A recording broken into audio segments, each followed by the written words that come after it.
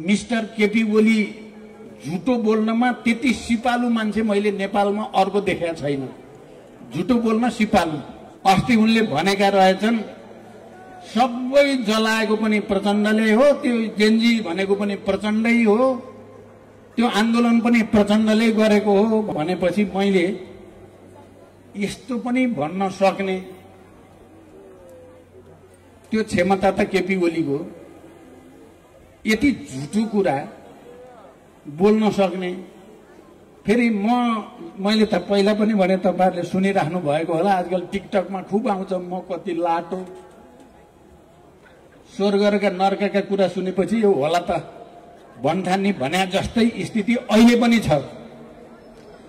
त्यसकारण मैले अब लामो व्याख्या नगरिकन भन्न चाहेको कुरा के छ भने, अहिले राष्ट्र निकै अप्ठ्यारो स्थितिमा छ। आदरणीय जनसमुदाय, 23 गते त युवाहरूको शान्तिपूर्ण आन्दोलन भनिएको थियो। हामीले ती युवाहरूको माग, सोसियल मिडियामाथिको प्रतिबन्ध हटाऊ भन्ने माग, भ्रष्टाचारीहरूलाई कारबाही गर भन्ने माग, प्रत्यक्ष निर्वाचित कार्यकारी हुनुपर्छ भन्ने मागमा हाम्रो समर्थन छ।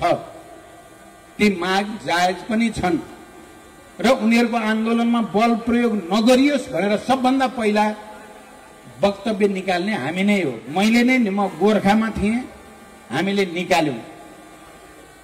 तर भोलिपल्ट बल प्रयोग भयो।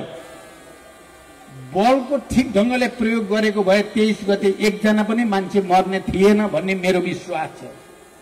किनभने बानेश्वर चोक भन्दा अगाडि ब्यारिकेड खडा गरेर 3-4 हजार प्रहरीलाई केन्द्रित गरिदिएको भए ती युवाहरू त्यसरी अगाडि बढ्ने स्थिति नै थिएन। तर राज्यको तर्फबाट भएको लापरवाही, गैर जिम्मेवारपन र अझ त्यसको मुख्य नायिके प्रधानमन्त्रीले चाहिँ युवाहरूलाई अपमानित हुने गरी गरिएका अभिव्यक्तिहरूका कारण पनि एउटा आक्रोश जन्मियो त्यहाँ एकातिर। अर्कोतिर सुरक्षाको व्यवस्थापन राम्रोसँग नगरिएका कारणले त्यो भयानक नरसंहारको स्थिति सिर्जना भयो।